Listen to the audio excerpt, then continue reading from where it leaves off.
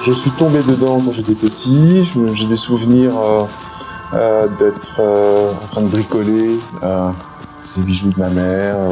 Ensuite, lors de mes études, qui n'étaient pas du tout dans ce secteur-là, je crois que j'arrondissais les fins de mois en fabriquant des bijoux pour des copines. Et dès 86, alors que je travaillais dans un secteur qui était totalement différent, qui était celui de l'art contemporain, j'ai lancé ma première collection qui est destinée à être vendue. Et elle a rencontré relativement rapidement du succès. C'était assez amusant.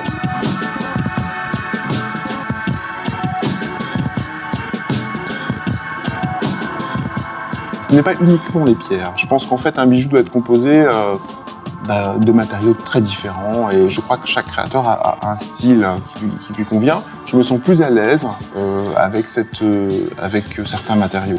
Ma vision est un peu plus classique. Je suis plus attiré vers des matériaux dits nobles qui ont malgré tout besoin de la main de l'homme pour être polis, façonnés, mis en forme, etc. Alors c'est vrai que je suis plus attiré par les minéraux, par le bois, par le bronze, par des résines. C'est pas vraiment pour la valeur intrinsèque de l'objet, c'est plus par goût personnel. En plus, je trouve que la Terre nous offre des merveilles naturelles et je trouve qu'il y a un lien avec le bijou et ses merveilles. J'ai toujours rêvé de faire des pièces uniques et nous avons la chance d'avoir notre réseau de boutiques dans lesquelles on peut créer au compte-gouttes des pièces uniques qui sont composées de matériaux rares que j'ai le plaisir d'aller chiner moi-même lors de mes voyages. Ça peut être des branches de corail, ça peut être des plaques de jade sculptées de Birmanie, ça peut être des objets anciens en nacre gravés, etc. que l'on monte comme des objets uniques. Donc mon plaisir, il est là. C'est le petit côté couture, haute couture, par rapport au côté plus prêt-à-porter, on va dire. Je suis très sensible aux ambiances, à la lumière, à la couleur. Alors quand j'ai découvert, lorsque j'avais 15 ans, le film Barry Lyndon de Stanley Kubrick et la beauté lumineuse et aérienne de Marisa Berenson, je me suis dit quel rêve un jour si je pouvais faire des bijoux pour Marisa Berenson. Il se trouve que ça s'est fait. On n'a pas besoin de lui expliquer comment ça fonctionne. Les bracelets c'est par 2, les colliers c'est par 3 et tout ça avec charme, désinvolture et élégance.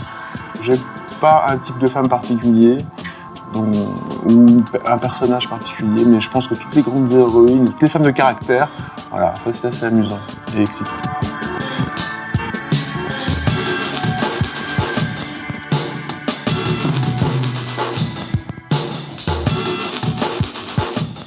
En fait, il se trouve que les éditions Assouline, dans cette petite collection Mémoire de mode, m'ont sélectionné pour illustrer le parolier parisien. J'étais extrêmement flatté, la collection est assez bien illustrée avec beaucoup de grandes marques et de grandes maisons françaises. Karine Leuillet est une journaliste au départ, amoureuse et spécialisée dans l'univers du bijou. J'avais envie, en termes de texte, d'apporter vraiment une douceur féminine, un point de vue féminin et aussi peut-être un point de vue technique. C'est un petit ouvrage condensé, visuel, dans lequel on a essayé de montrer un peu l'évolution d'un parcours, en fait, depuis 25 ans, avec des hésitations polymorphes et des directions très différentes. Parce que je pense qu'il n'y a pas qu'un seul bijou, il y a 1000 bijoux, et il y en a encore 1000 à faire.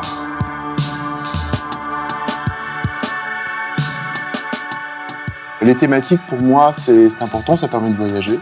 Donc c'est vrai que ça a été le voyage, ça a été les grandes destinations, ça a été les grands monuments, les grandes architectures, la peinture, etc. La collection s'appelle Grand Opéra. Il s'agit de laisser imaginer les grandes héroïnes de la scène musicale. Voilà. Donc les thèmes sont très variés. Il en va de la Calas à la Tosca, en passant par Papagena, etc.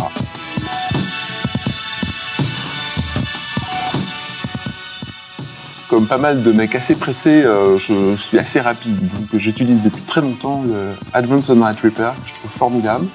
Surtout quand on a la chance de partir au soleil, reconstitution cellulaire, coup d'éclat. Voilà. Faut faut pas oublier surtout de prendre un bon jus de fruits.